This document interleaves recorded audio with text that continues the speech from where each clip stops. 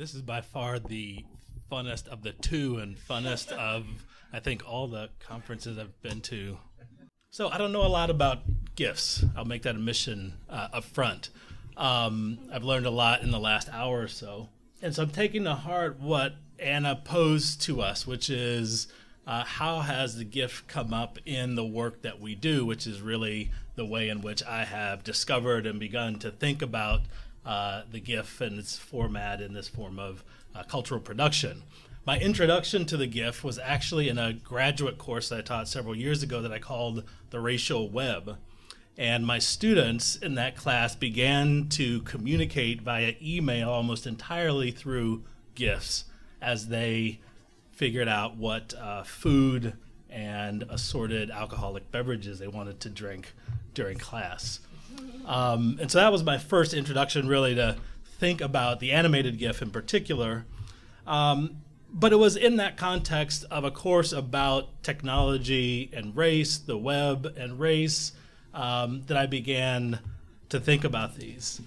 And so it's in that context of some of my larger, more recent work around thinking about things like Black Lives Matter, activism and technology, some of these questions, Black Twitter, some of those kinds of phenomenon, and the ways in which race sort of plays a part in our online, digital, social lives. So what I want to do over the next few minutes really is just kind of take you through my process of trying to figure out what GIFs are and really why we should be thinking about them and what they mean and what significance they may have, and take you through kind of my thought process and where I have ended up in terms of that question of what do they mean, why do they matter.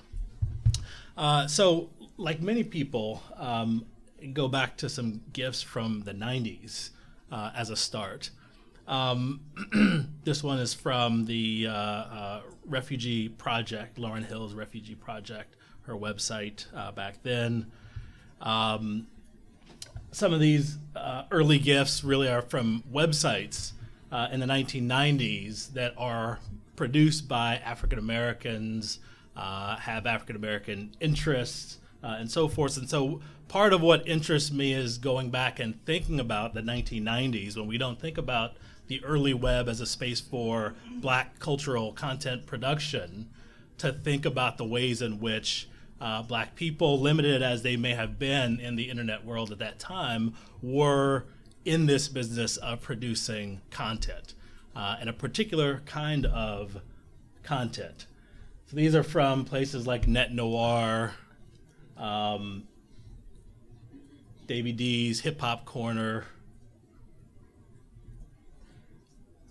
variety of banners and so forth. And so thinking about some of the things I've already been talking about, the openness, the freeness, the flexibility of this format that makes this kind of production possible in the 1990s for a group of people that are online, are connected, but may not have the expertise, the tools, etc., to produce out of whole cloth some of the things that we see. So the kinds of appropriations and so forth. So in this kind of move to think back, I came across this guy whose name is William Morrell III. And he's an interesting figure for a couple of reasons. So William Morrell grew up in North Carolina, Charlotte, North Carolina, moved to Boston. When he was in North Carolina, he worked for IBM. When I interviewed him, I asked him, when did you first go online? And he said, 1978. I was like, huh. Okay, so we've got a whole different conversation here. William started in Charlotte, moved to Boston, and was one of the formers of what was called AfroNet. It was a network of Black computer hobbyists. They were firemen, policemen, farmers, tinkerers who just happened to like computers. And so they built an actual network that was a closed network. You had to be Black to be in the network. You had to get approval. You had to buy the equipment to be a node or a sysop in the network. So anyway, I won't spend too much time. William Morrell ends up at CompuServe. about the same time that the GIF comes online. And so I haven't delved enough to see if there's actually any connection, but a time one anyway. What makes him and this interesting, and I'll eventually get back to more GIFs, is one of the quests that William Morel was on from the time that he moved from Charlotte to Cambridge, opened up a computer store near MIT, where a lot of people circulated as we think about the origins and creation and development of the internet. A guy came from California in around 1989 to Morel's shop and was peddling what he called black software. And it was something that Morel caught onto and began to trade in. And so I was very interested in this idea of what does black software really mean?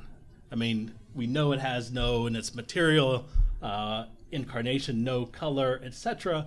But as you begin to talk to Morel, what he talks about really, black software is about appropriation. It's about hacking. It's about using software, producing things by black people for the interest of black people.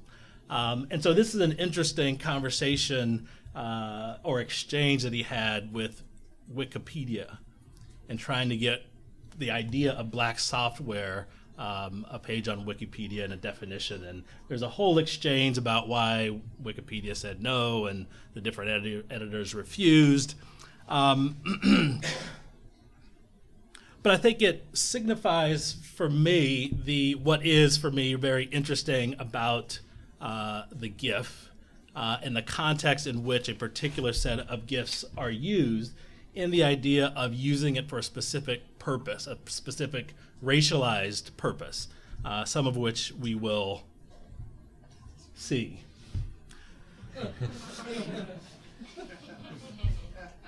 So are the GIFs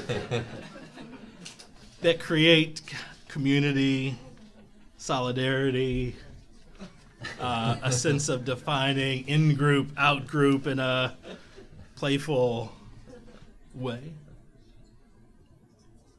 Affirmation, racial group affirmation. Then there's, of course, the variety of side-eye GIFs.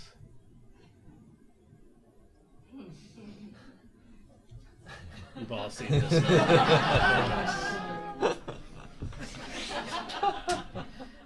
So we can all read into the side-eye, right? And we, without hearing the words, we see the images, the figures of the speakers, the gestures, and the idea of being able to say and see and visualize the kind of this is being taped, fuck you, I guess, with the eyes in a variety of contexts in which the side-eye then gets used and animated.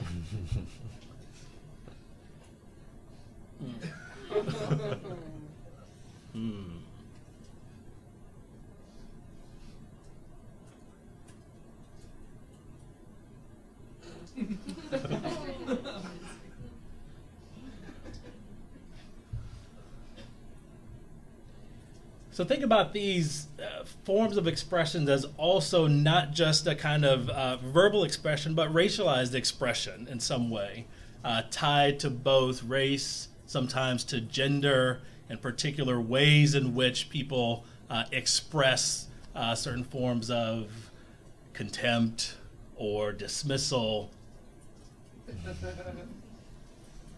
or whatever that is. I love this one. This is so good.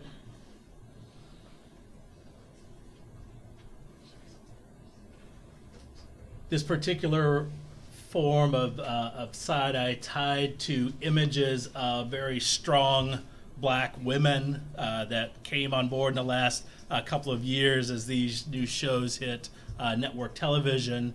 And so here you end up with the sort of collision and circulation of these kinds of images on Twitter at the same time that people are celebrating these kind of new types of images of black women on television. So these are the category of, the black people, white peopling, kind of poking fun, making fun of white people habits, gestures, abilities or inabilities to do certain things. This is one of my favorites. That's a kind of catharsis, if we call it that. So this came up in the context of a Black History Month GIF. And so the idea is simply, the attention that you get during Black History Month, the one time that white people want to really be nice to you and pay attention to you and focus on you. And so here you just have that thing that you really can't do as much as you often might want to, for some people. Do you know the original footage? I don't.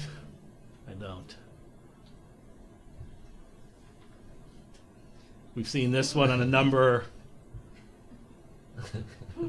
But again, I mean, this is a good opportunity on the other instantiations of this that we've seen in other GIFs, the kind of racialized tone that it takes depending on the body in which these things inhabit.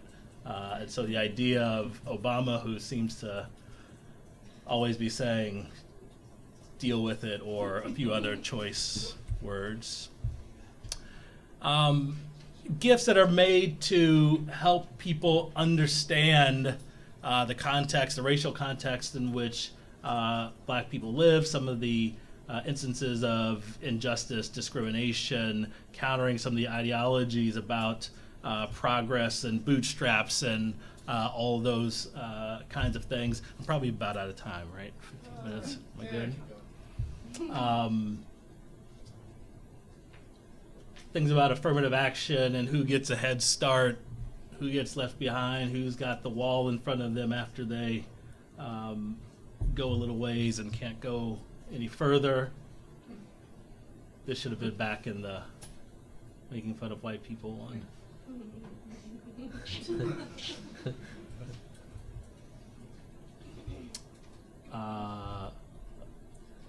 Here we have something a little bit different. We typically tend to associate the gift, or at least I do, with humor. Even if what I'm saying may be a little bit serious, I'm doing it in a humorous way. These are categories of gifts that are quite serious in depicting particular egregious problems, violence against black people, and so forth, which speak to another context of these, which is to talk about racial injustice, protests, to call attention to injustice. I like these because they do that thing that many of us have talked about, reconnecting historically with a different time, but in solidarity with both groups, racial groups, but in time, and seeing these moments much a part of our present, and what they express as much a part of our present.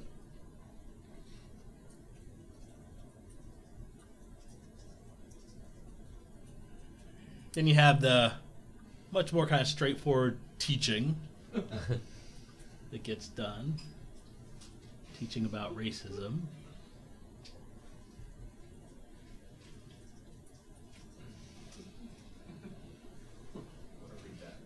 I have a dream, John, that one day the actions of a few shitty white people will be seen as discrediting their entire race.